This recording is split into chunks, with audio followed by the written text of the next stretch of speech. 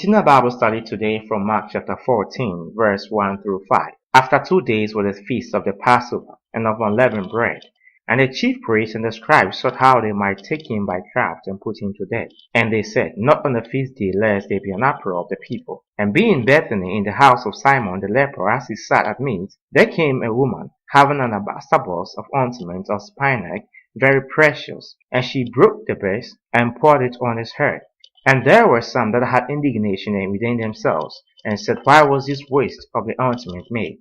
For it might have been sold for more than 300 pence, and have been given to the poor. And they murmured against her.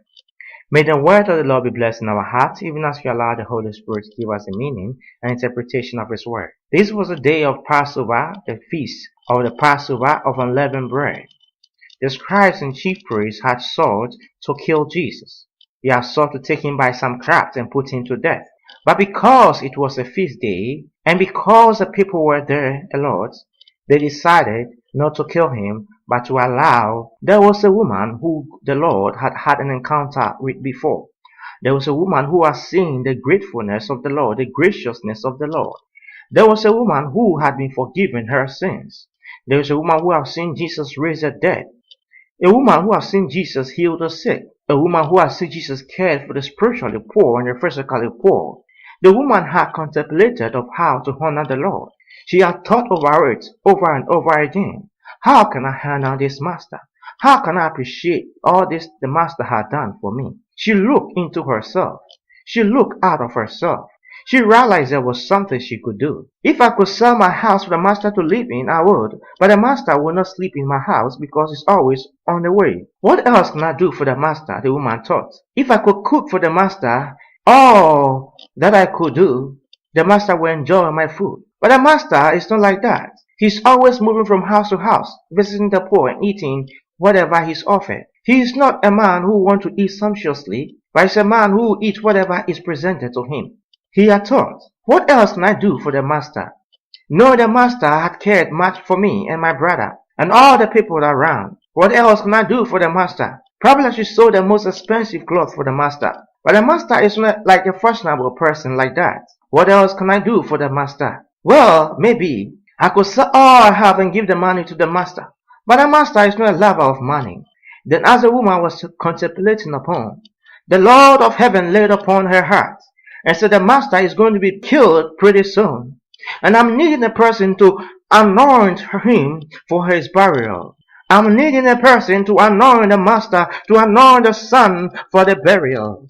As the woman brooded and contemplated on what to do for the master, her heart was open for the will of God to be done. The will of God had dropped in the heart of this woman.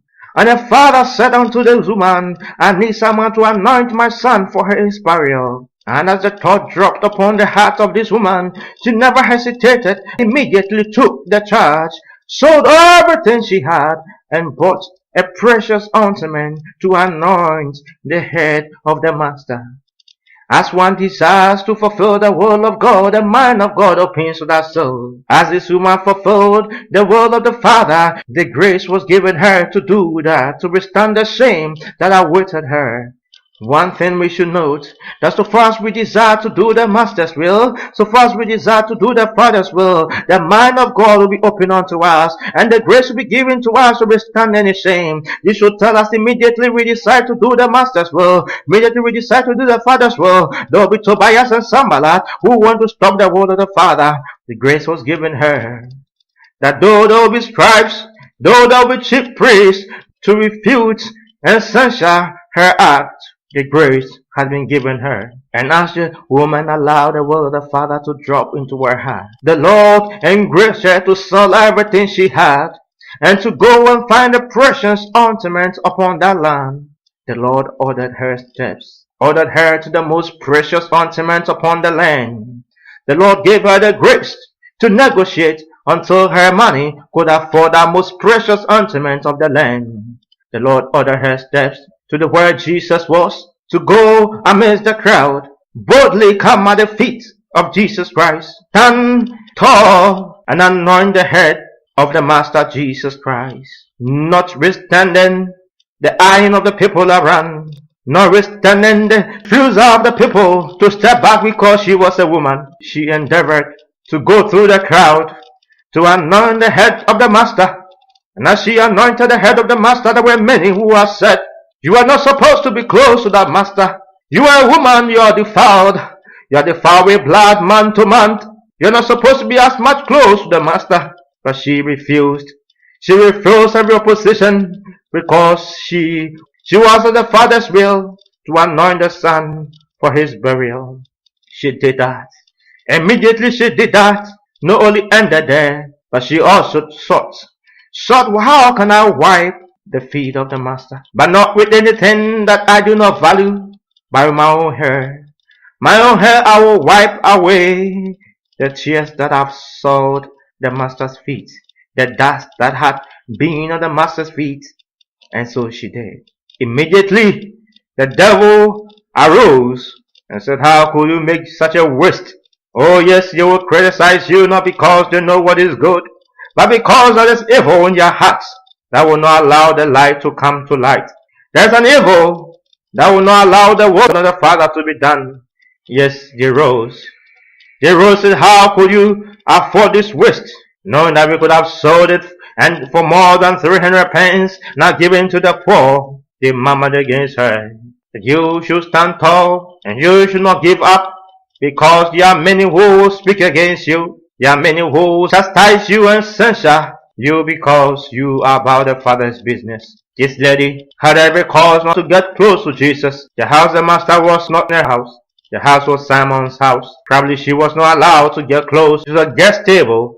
She was only allowed to be in the crowd. But she endeavored, she persisted and persevered to get close to the master.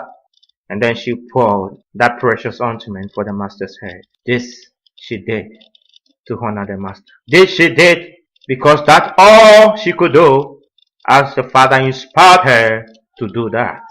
The Father needed someone to anoint the head of his Son. The Father sought and found a woman who was stipulating on her breast to honor the Son. And the Lord gave her the grace. The Father gave her the grace to do this.